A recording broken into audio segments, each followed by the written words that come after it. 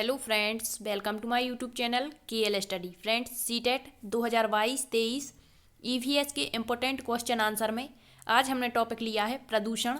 और जो प्रदूषण होता है थोड़ा सा बड़ा टॉपिक है, क्योंकि प्रदूषण कई प्रकार का होता है। आपका जल प्रदूषण, वायु प्रदूषण, मृदा प्रदूषण, ध्वनि प्रदूषण। ठीक है, तो प्रदूषण के कई प्रकार होते हैं, तो इससे क्वेश्चन भी ज़्यादा बनते हैं। तो थोड़ी सी आज की जो क्वेश्चनों की संख्या है वो अधिक रहेगी। तो यहाँ पर प्रदूषण से जितने भी आपके पिछले पेपर्स में क्वेश्चन पूछे गए हैं वो भी यहाँ पर लिए हैं, और आगे आगामी परीक्षा के लिए आपके जो क्वेश्चन बन सकते हैं वो भी यहाँ पर इंक्लूड किए गए हैं। तो आपको ये क्लास अच्छे से देखनी है, क्योंकि यहाँ से आपके 2 नंबर तो पक्के होंगे ही, क्योंकि यहाँ से क्वेश्चन बनने ही हैं। ठीक है, तो ये हमारा क्वेश्चन नंबर 311 से शुरू होगा। इससे पहले हमने 310 क्वेश्चन आपको करवा दिए हैं। प्लेलिस्ट बनी हुई है, आप जा कर के ज़रूर देखें, क्योंकि सारे इंपॉर्टेंट टॉपिक जो सीटेट की दृष्टि से महत्वपूर्ण रहते हैं सभी हमने डिस्कस किए हैं, और आपको बहुत अच्छा विश्लेषण दिया हुआ है। तो आप एक बार जा कर के ज़रूर देख लें सारे क्वेश्चन। ठीक है, अब यहाँ हमारा क्वेश्चन फर्स्ट दिया गया है, निम्नलिखित में से कौन अम्लीय वर्षा का कारक है। तो इससे आपका अम्ल वर्षा हो गया, ग्रीन हाउस प्रभाव हो गया, ओजोन परत हो गई। तो इससे आपके हर बार क्वेश्चन बनते हैं, 1 से 2 क्वेश्चन पूछ लिए जाते हैं। तो यदि आप इसका डिटेल्ड वीडियो देखना चाहते हैं तो हमने सारा डिटेल में भी करा रखा है, प्लेलिस्ट बनी है, आप जाकर देख सकते हैं। ठीक है, तो यहाँ पर आपको बता दें कि जो अम्ल वर्षा है, अब क्वेश्चन कैसा भी करके पूछ ले, आपको बस ध्यान रखना है कि अम्ल वर्षा का कारक कह दे, या सबसे ज़्यादा अम्ल वर्षा को प्रभावित क्या करता है, या सबसे ज़्यादा अम्ल वर्षा किसके कारण होती है। तो किसके कारण होती है? Sulphur dioxide. ठीक है, इसका सूत्र होता है H2SO4। याद रखना, सबसे ज़्यादा जो अम्ल वर्षा है वो सल्फर डाइऑक्साइड इसका महत्वपूर्ण कारक माना जाता है। ठीक है, नेक्स्ट क्वेश्चन है।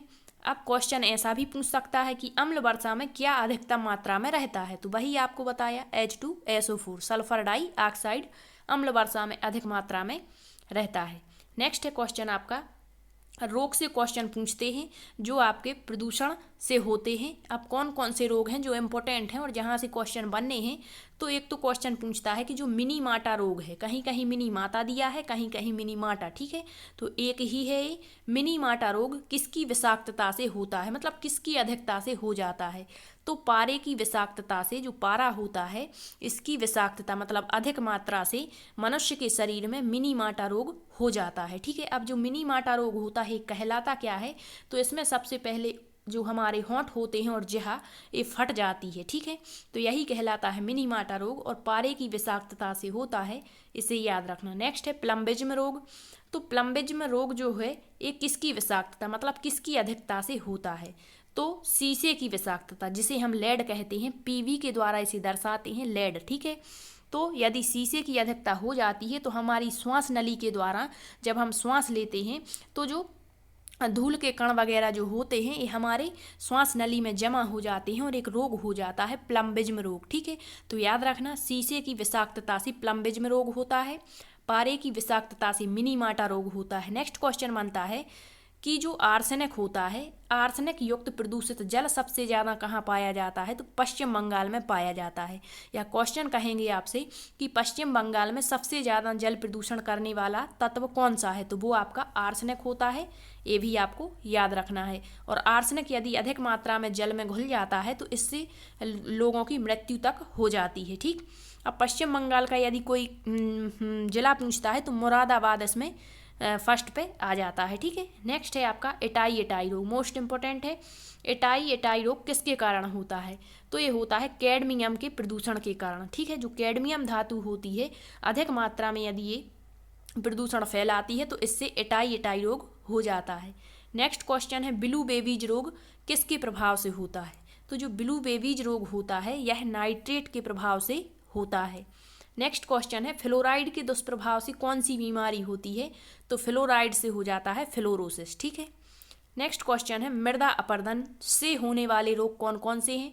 तो मृदा अपरदन से होने वाले रोग टिटनेस होता है, आपका आंत ज्वर होता है, दस्त एवं पेंचस होता है। अब जो टिटनेस होता है यह जो हमारे पशु जानवर होते हैं इनके द्वारा मलमूत्र त्याग से जो जीवाणु है इसके ये मृदा में मिल जाते हैं, और यदि मनुष्य इसके संपर्क में आता है तो इसमें ये रोग हो जाता है, जिसे हम टिटनेस कहते हैं। तो ये मृदा अपरदन से होने वाले रोग हैं, याद रखना। ठीक है, नेक्स्ट है आपका आवासीय क्षेत्र जो होते हैं इसके लिए जो भारत सरकार है उसने श्रव्य सीमा की क्या मात्रा बताई हुई है, तो कहीं कहीं 40 से 45 दिया है और 45 डेसिबल इसका राइट आंसर रहेगा।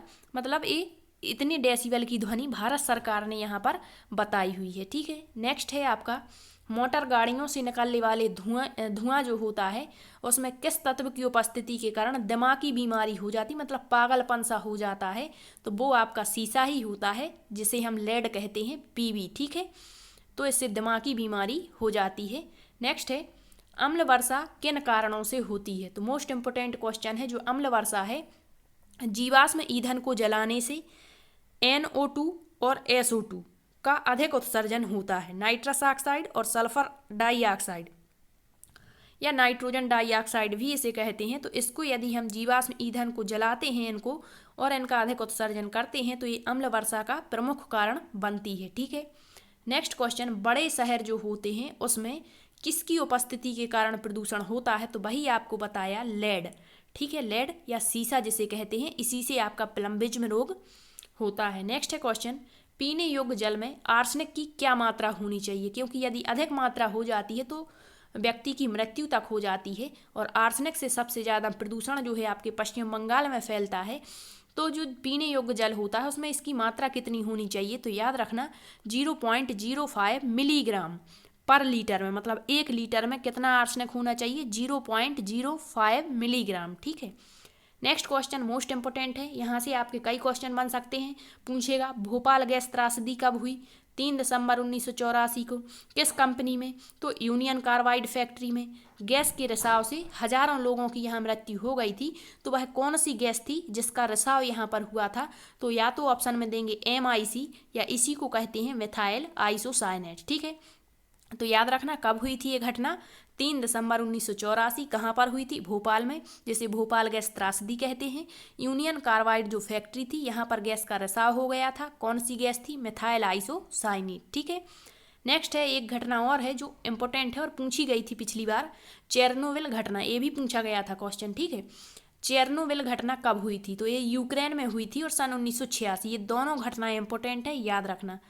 नेक्स्ट क्वेश्चन है जल प्रदूषण के स्तर को बताने वाला सर्वाधिक सामान्य सूचक जीव कौन सा है, कि जो हमारा जल है वो प्रदूषित हो चुका है, इसका यदि हमें पता लगाना है तो कौन सा जीव सूचक माना जाता है इसका, तो वो होता है ई कोलाई, इश्चीरिचिया कोलाई जिसे कहते हैं।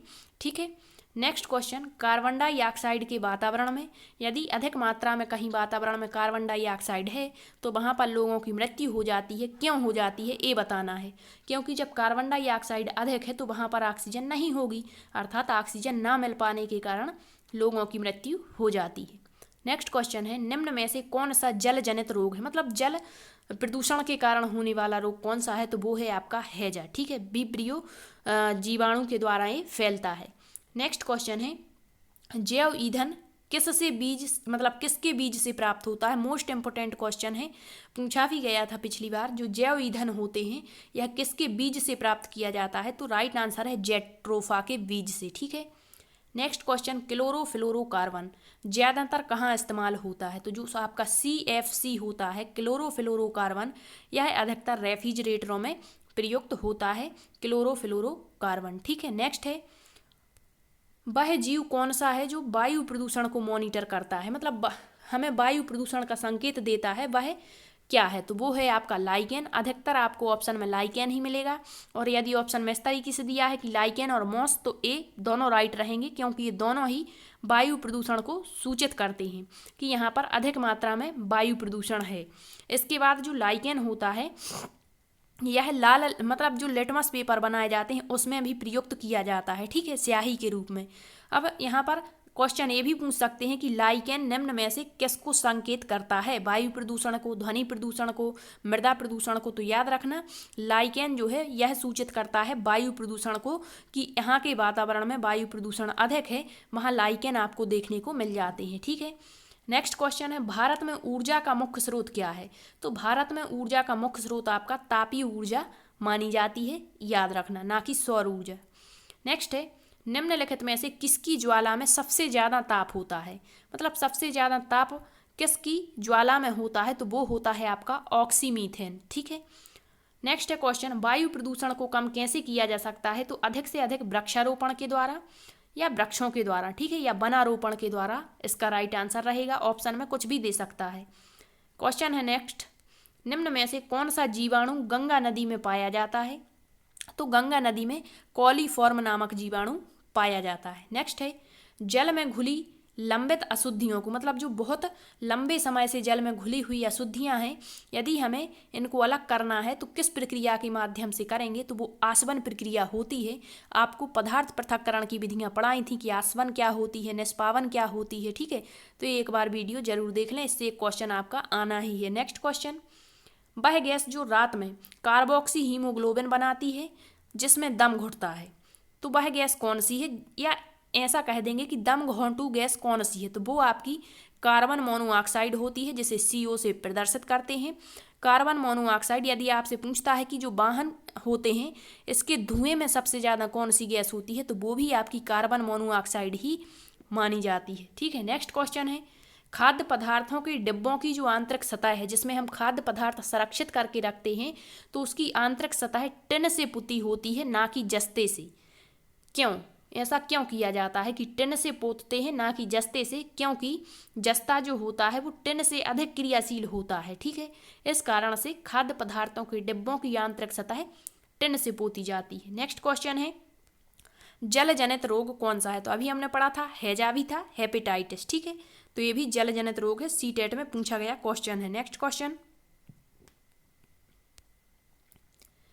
वायुमंडल में उपस्थित गैस है जो पौधों पर प्रभाव के कारण है, मतलब कौन सी गैस जो पौधों पर प्रभाव डालती है? तो मीथेन है आपकी, CH4, जलवाष्प और CO2 मतलब कार्बन डाइऑक्साइड। ये वायुमंडल में उपस्थित गैसें हैं जो पौधों पर प्रभाव के कारण है, ठीक है। नेक्स्ट है, किसके जलने से सबसे अधिक वायु प्रदूषण होता है? तो ऑप्शन देंगे आपसे कि कोयले के जलने से, चारकोल के जलने से, जो भी ऑप्शन में रहे। तो याद रखना सबसे ज़्यादा जो वायु प्रदूषण है वो कोयले को जलाने से होता है। नेक्स्ट है, CNG जिसे कहते हैं, इसका फुल फॉर्म पूछे यदि तो कॉम्प्रेस्ड नेचुरल गैस इसका फुल फॉर्म होता है। यदि इसका पूर्ण दहन हम कर देते हैं तो कौन सा उत्पाद बनता है? तो वो बनता है CO2 कार्बन डाइऑक्साइड। नेक्स्ट है LPG इसका फुल फॉर्म यदि पूछता है तो लिक्विड पेट्रोलियम गैस होता है और इसके पूर्ण दहन से जल मतलब H2O उत्पाद बनता है। दोनों इंपोर्टेंट क्वेश्चन है। नेक्स्ट है, निम्न में से कौन सरोवर या झील में तेजी से वृद्धि करते हैं? तो सरोवर या झील में तेजी से वृद्धि करने वाले जो पादप होते हैं वो जलकुंभी है, ठीक है। कौन सा है आपका? जलकुंभी। नेक्स्ट क्वेश्चन, सबसे कम पर्यावरण को प्रदूषित करने वाला तत्व कौन सा है?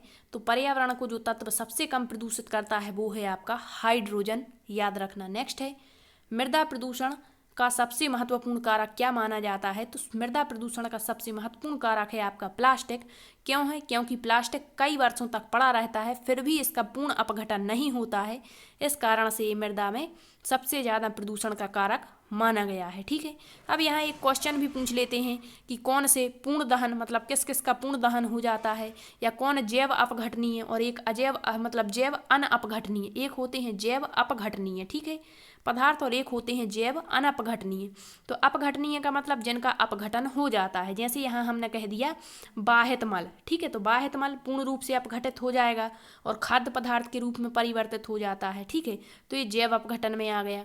इसके बाद कूड़ा कचरा मतलब नगर पालिका का कूड़ा कचरा, ये भी आपके जैव अपघटनीय में आ जाता है। लेकिन जो प्लास्टिक हो गया, इसके बाद आपका रबर हो गया, तो ये ऐसी चीज़ें होती हैं जिनका अपघटन नहीं होता और कई कई वर्षों तक पड़े रहते हैं, ठीक है। तो ये कहलाते हैं जैव अनअपघटनीय, ठीक है। तो याद रखना मृदा का सबसे महत्वपूर्ण कारक माना जाता है मृदा प्रदूषण का प्लास्टिक, ठीक है।